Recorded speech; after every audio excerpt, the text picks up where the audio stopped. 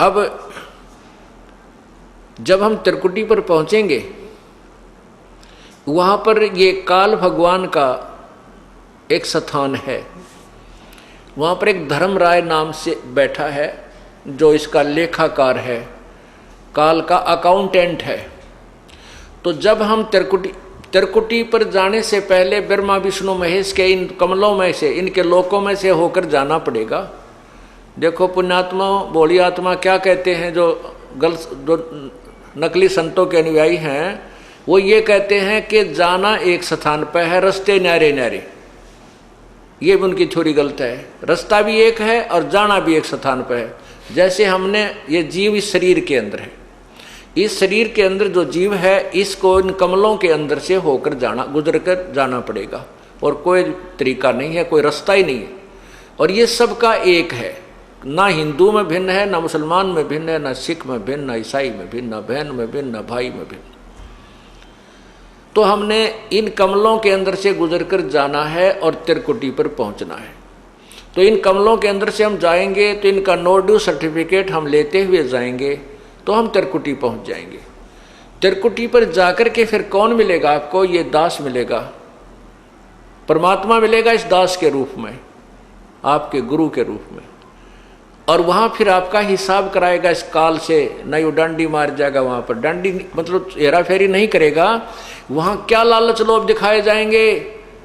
जो आपने कर्जा उतार दिया ब्रह्मा विष्णु महेश का, यह मंत्र जाप करके, जो आपको प्रथम मंत्र दिया जाता है, उसके बाद भी आपका ढेर सारा धन बच जाएगा, इतना बहुत गणा धन का मतलब ये कमाई बच जाएगी। वहां आपको लालच दिया जाएगा कि देख आपकी इतनी कमाई है, इतने वर्ष तक ब्रह्मा के लोक में ऐसे ठाठ करेगा, वहाँ ऐसा महादेव बनेगा, वहाँ पर इंद्र बन जाएगा, ऐसे ठाठ करेगा। ये फिर वो दूसरा मंत्र आपका है विष्णु जी का जो हम देते हैं, उसके कहते इस मंत्र की इतनी कमाई तेरी और बच रही है, इस विष्णु के लोक में तू ऐसे ठाठ करेगा, वहाँ बड़ा स्वर्ग बना हुआ है। फिर शिव जी का मंत्र है, दुर्गा का भी मंत्र है, यानी इतनी कमाई आपकी बनी बच रही होगी। और वहाँ पर फिर आपको ट्रेलर दिखाए जाएंगे, जैसे ग्राहक होते हैं ना फंसाने के लिए, नारे नारे अपने दिखाते हैं वो बिजनेसमैन दुकानदार, तो वो ट्रेलर दिखाए जाते हैं। देख उस लोक में कैसे नाच गाने हो रहे हैं, ऐसे ऐसे तेरा दे ऐसा रेस्ट हाउस है, ऐसा कमरा मिलेगा तुझे, वहाँ पर इतने डांस होंगे, ऐसे होंगे, ये ठाठ होंगे। तो ये मन तो वहाँ भी साथ ही होगा, मन तो वही है। तो वहाँ ये मन फिर आपके साथ आड़ कर जाएगा, न सोचेगा थोड़े दिन घूमे वहाँ फिर चल पड़ा, जब यह कमाई है मेरी शेष से, इसने खा पी लो इतने, या वो आगे चलने वाली रखी है जाती वह खर्च हो को नहीं। तो ये भी डंडी मारेगा अपने साथ में, आपके साथ। अगर परमात्मा यानी गुरुदेव रूप में प्रभु नहीं होंगे तो वहाँ भी आपके साथ गड़बड़ हो जाएगी। तो वो गड़बड़ उनके साथ होती है जो गुरु से थोड़ा बहुत विमुख हो जाते हैं, श्रद्धा पूरी रहती नहीं, और लेकिन गुरुद्रोही ना होते, उनके साथ ये डंडी ये गड़बड़ हो जाती है। फिर उनको दूसरे लोकों में भेज देते हैं, जैसे विष्णु के लोक में चला गया, उसकी कमाई इतने वह शेष बचेगी, वहाँ ठाठ करेगा, जब खत्म हो जाएगी वहाँ से उसकी मृत्यु हो जाएगी। फिर ब्रह्मा लोक में जाएगा, फिर विष्णु के लोक में, फिर गणेश जी के लोक में। वहाँ जब उसके सारी पूंजी जड़ लेगी, जब उसका जेब कट लेगी, फिर उसने गधे की जूनी में ठोक देगा। ये डांडी मारेगा काल। तो यहाँ परमात्मा में फिर याद दिलाता है, शिव मंडल ब्रह्मापुरी चै तू विष्णु लोक में हो, अमरे गुण भूले नहीं तो आन छुटाऊं। तो कितने दयालु हो भगवान। यहाँ पर ये दास आपको ज्ञान दे रहा है, उस परमपिता का भेजा हुआ एक नुमाइंदा है। और आप यहाँ गुरु को परमात्मा, यहाँ जैसे भगवान आए थे जब भी ये ज्ञान दिया करते थे, ये दास को भेज दिया अपने को, ये भी वही ज्ञान दे रहे। और ये आज आपने रिहर्सल करनी है, मान लो गुरुजी भगवान, वैसे गुरुजी भगवान नहीं आपको लगते हैं, लेकिन आपने मानना पड़ेगा। जैसे गणित के सवाल को हल करने के लिए मानना पड़ता है, मान लो मूलधन 100 रुपये, वो 100 रुपये मूलधन माने बिना वो वास्तविक मूलधन प्राप्त नहीं हो सकता।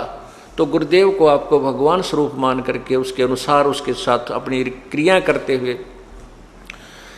तो भगवान मानना होता है, के तरह मानना होता है, और फिर उससे आपको वो वास्तविक भगवान मिल जाएगा।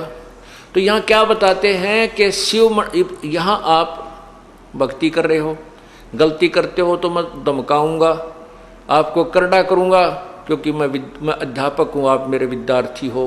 टीचर को मालूम होता है कि उसको जो बच्चों को ताड़ता है उसका उद्देश्य गलत नहीं होता, उसका कोई द्वेष नहीं होता, उस केवल बच्चे का हित मद्देनजर रखता है। तो इससे क्या होता है कि कई अनजान अंदर अंदर दुख मान कर सत्संग में आना बंद कर देते हैं। वो गुरुद्रोही नहीं होते, कुछ ऐसी पुण्यात्मा होती हैं वो सत्संग छोड़ देते हैं, लेकिन गुरुद्रोही नहीं होते, छोटी मोटी बुराई सुराई भी कर लेते हैं। तो उन गेला बनती है, तो फिर वो चले जाते हैं ऊपर ऊपर जाते हैं, उनको कहें तेरी इतनी कमाई इस मंत्र की रह रही है, इतनी बन गई है, इसकी इतनी बन गई है। तो फिर हमने तो ज्ञान रहता ही नहीं, परमात्मा का हाथ ऊपर रहता नहीं, तो वो बह जाता है। तो कितने दयालु है भगवान के, जब तक हम उनसे विमुख भी हो गए और वो फिर भी हमारे लिए तड़फ रहा है। क्या याद दिलाता है, शिव मंडल ब्रह्मापुरी चे विष्णु लोक में हो, और हमरे गुण भूला नहीं तो आण छटाऊं। तो गुण के वो परमात्मा के बताया करते थे। गुरुजी क्या बताते थे भगवान की महिमा, कि तुम्हारे साथ ऐसा धोखा होगा वहां पर, और जब तुम चले जाओ उस विष्णु लोक या ब्रह्मा लोक या शिव लोक में, तुम्हारी जब भी आंख खुल जावे कि हे भगवान हम तक गलत आ गए। गुरुजी तो बताया करते थे हमने 3 लोकों में रहना ही नहीं, यहाँ का कोई वस्तु सुविधा प्राप्त करनी ही नहीं, और या तो हमारे साथ धोखा हो गया।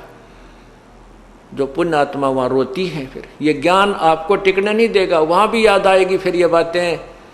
कहते वहाँ भी जब तू मुझे सच्चे दिल से याद करेगा तुझे वहाँ से भी छुटवा लाऊंगा। नहीं तो क्या होगा, इन सभी मंत्रों की प्रथम मंत्र के जब आपकी कमाई समाप्त हो जाएगी, फिर आपको ब्रह्मलोक में ले जाओगा युकाल। ये जो ओम का जो जाप है, इसका ब्रह्मलोक में आपको सुविधा देगा, और वहाँ मनमाने 1000 युग तक आप वहाँ रह सकते हो। इस ओम नाम की जो विधि हमने बताई, इसकी इतनी जबरदस्त कमाई आपकी बन जाएगी। उसके बाद आपको सतनाम प्राप्त हुआ है, जिसको सारनाम भी नहीं हुआ है और वो विमुख हो गया है, उसके साथ फिर यह बनेगी। तो उसके फिर ये दूसरा मंत्र का ओम नाम की कमाई तो ये वहाँ खराब करवा देगा ब्रह्मलोक में। फिर जो दूसरा मंत्र तत्व मंत्र है, इसने एक और कमाल कर रखा है कि ब्रह्मलोक में नकली सतलोक, झूठा नकली अलखलोक, अगमलोक और अनामी लोक की रचना करवा रखी है। उस दूसरे मंत्र यानी तत्व मंत्र का जो जाप है, उसकी कमाई को ये वहाँ खत्म करवा देता है बैठाकर। और नो कहते हैं हम सतलोक में आ गए, ये नकली संत बतावे हैं, बोला फिर सतलोक है, उस तो ऊपर बोला साडा लोक है थरा के बोलियो। तो वो जो झूठे लोक बना रखे ब्रह्मलोक में, काल ने इस माया से झूठी कंस्ट्रक्शन करवा रखी है, रचना करवा रखी है, तो उसको वहाँ खत्म करवा देते हैं। उसके बाद 84 लाख योनियों में ये डाल दिया जाता है। अब बात आ गई जिसको तीनों नाम मिल गए और जो गुरुद्रोही नहीं हुआ, गुरु विमुख हो गया। विमुख नहीं हुआ यानी उसने भक्ति छोड़ दी, आनाकानी सी करने लग गया, थोड़े जाप करे है, कभी सत्संग में आ गया कभी नहीं आया, और सार नाम तक उसको प्राप्त हो चुका है। उसके साथ क्या होगा, पार नहीं होगा वो। यहाँ परमात्मा का एक और लोक है, परमात्मा का एक मिनी सतलोक है। उस लोक में प्रभु अपने ही कबीर रूप में वहाँ रहता है और वहाँ पर उन आत्माओं को रख लिया जाता है, इतना दयालु है। और जब कभी भक्ति युग आता है